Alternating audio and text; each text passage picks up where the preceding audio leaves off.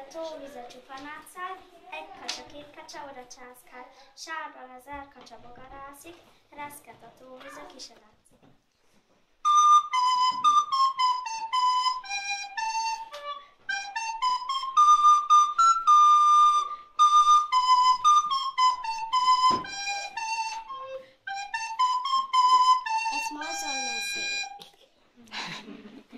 Déli felhők, dombtövén, hol nyúlszalag, sukatás a róka, nyári fényben, napsütésben, felhőtt les kapunka.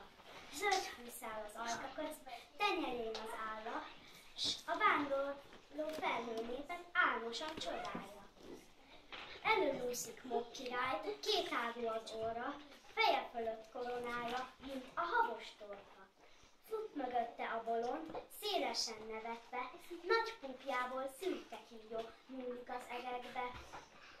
Törött kordén utazik, egy kopasztott kánya, haját tépve, bogyóvére, a király leállít. És mögöttük cifraház, gördül sok keréken, benn a cirkusz hercegnője öltözködik éppen, szárruháját ékszerét odaadná szépen, csak egy hétig futkoshatna